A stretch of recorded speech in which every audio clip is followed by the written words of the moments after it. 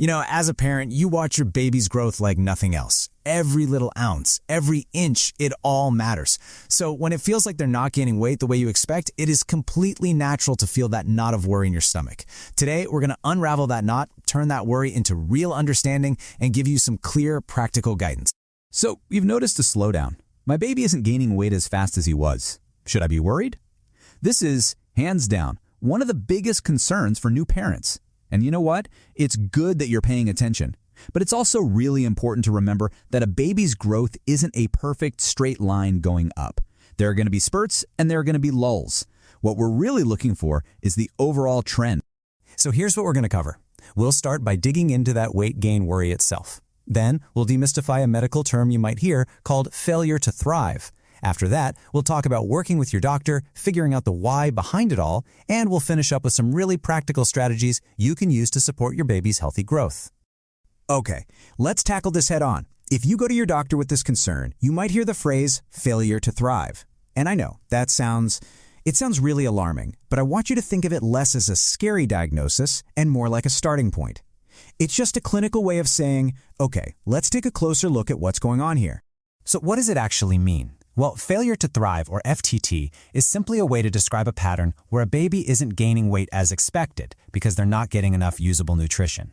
In fact, a lot of doctors are moving away from that term and now prefer to call it weight faltering. Doesn't that sound so much better? It's less scary, and it's a much more accurate description of what's happening. The baby's weight gain has just faltered a bit. So how does a doctor actually decide if a baby's weight is faltering? Well, it's not just a gut feeling. It's based on very specific things they see on the growth chart. They might identify it if a baby's weight drops below the 3rd percentile line, or if they weigh about 20% less than the ideal weight for their height. Another big one is if their growth curve has crossed downward over 2 or more of those big percentile lines since their last checkup. Look, the most important thing to remember is that you are not supposed to figure this out on your own. Your baby's doctor is your partner in this. So let's walk through what a visit for this concern actually looks like, so you can go in feeling prepared and confident. Okay, so first things first, they'll do a complete physical exam. Then they'll ask a ton of questions, not just about feeding, but about your family's health history, what's going on at home, the whole picture. Don't be surprised if they ask to watch you feed the baby. They're just looking for little things, like how the baby latches or sucks. And it's really important to know, they usually don't jump to a bunch of blood tests or anything like that. Those are typically only done if they suspect a very specific underlying issue. This can be such a frustrating and emotional time. Hearing that your baby isn't thriving, that's tough.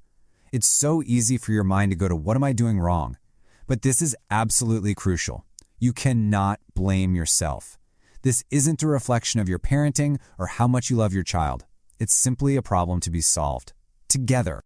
So once your doctor has identified that there's a pattern of weight faltering, the next big step is to play detective. We need to figure out why it's happening. So let's break down some of the potential causes. And right here, this is probably the most reassuring thing you're going to hear today. The vast majority of the time, the reason a baby isn't gaining weight is simply because they're not taking in enough calories. It's usually not some scary, rare disease. More often than not, it's a straightforward nutritional issue that we can absolutely fix. You can pretty much sort all the possible causes into 3 main buckets. The first and by far the biggest bucket is inadequate intake. This is stuff like a tricky breastfeeding latch, mixing formula with a little too much water, or maybe sticking to a really rigid feeding schedule instead of feeding when the baby's hungry. The other 2 buckets, inadequate absorption from things like celiac disease and increased metabolism from conditions like a congenital heart issue, are much less common. Okay, so now that we've talked about the why, let's get to the good part, the what we can do about it. Let's focus on the solutions, the real actionable steps that you and your doctor can take to get your baby's growth headed back in the right direction. When it comes to feeding, tiny little adjustments can make a huge difference. If you're breastfeeding, really focusing on that deep, comfortable latch is key, and feeding on demand is so important.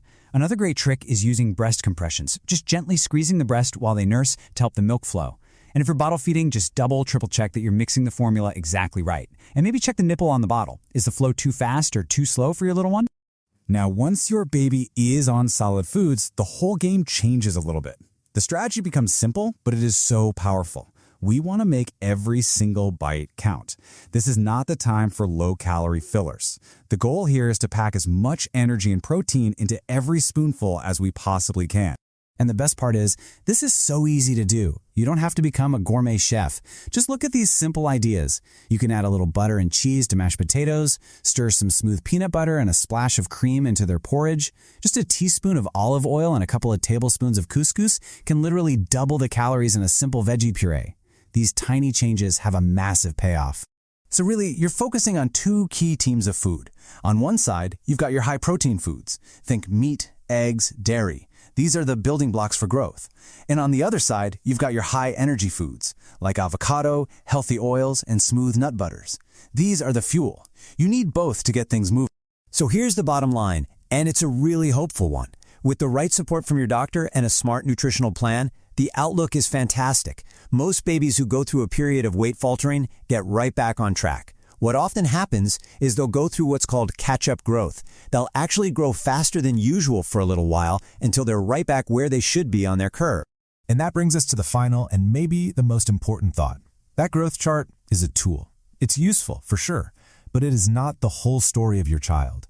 So as you're going through this, just take a deep breath, step back, and ask yourself, beyond those lines on a chart, is my baby happy? Are they learning new things?